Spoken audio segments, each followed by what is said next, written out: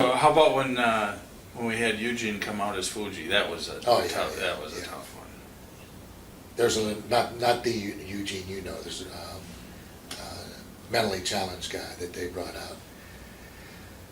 We just let him come out, and it was a big thrill for him. He painted up, and he had his own boulder hat and his tuxedo. And he came out as through the curtain as Fuji, and Fuji stepped back. Well, you see, and we were going against the British Bulldogs at the time, and we were the heels, and this guy would come. He'd always bring all your stuff back to the dressing room, and he'd put everything just perfect where you sat and everything. Well, when we wrestled the Bulldogs, he'd come back and just throw our stuff in the corner, because it was the Bulldogs were his favorite guys. We had him dress up just like Fuji and everything. He came out there and he didn't want to help us out. Yeah. He wanted to help the Bulldogs. Oh, that's funny. Yeah. Oh, but he was, and when he walked through the curtain, the whole crowd yelled, "Eugene!" And I mean, just the stuff that he was doing with the Bulldogs. His father's one of the head commissioners at the time. Yeah, Bucky. Yeah, Bucky Palermo. Yeah. But that was hard to keep straight faced. But I mean, you saw him beaming. Right. He went from not really wanting to do it to he became Fuji. I'm Fuji. Yeah, that's great. But he still, when he got to the ring, he still would favor the Bulldogs. Yeah. Bulldogs, yeah. Well, he didn't have the whole staying in character thing. Right. You mentioned the Bulldogs. As difficult to work with as everyone hears? No, not They were the difficult. greatest to They were probably one of the easiest teams we had.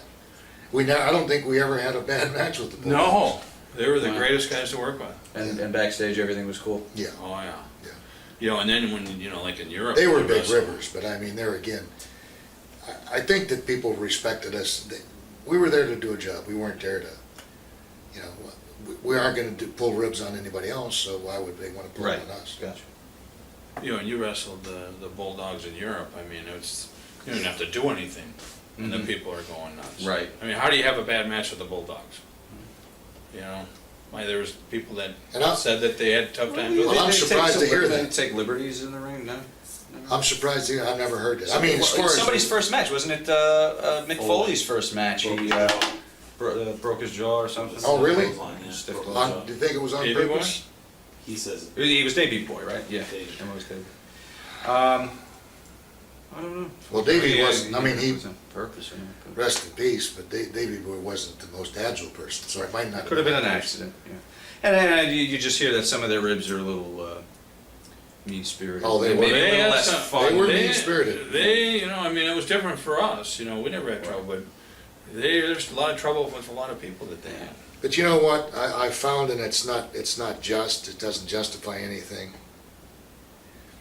But when we got to that position, people wanted to work with us because they were going to make money. They would be in a better position. So if they thought that they were going to maybe pull some ribs, I mean, they figured, well, these guys aren't going to give us anything. They aren't going to make. We aren't going to make any money with them. Better to keep you happy than piss you off. Yeah. Yeah, but I mean, we never went out to forcibly say, well, you're going to do this. You're going to, because everybody we worked with, we wanted to have the best match possible.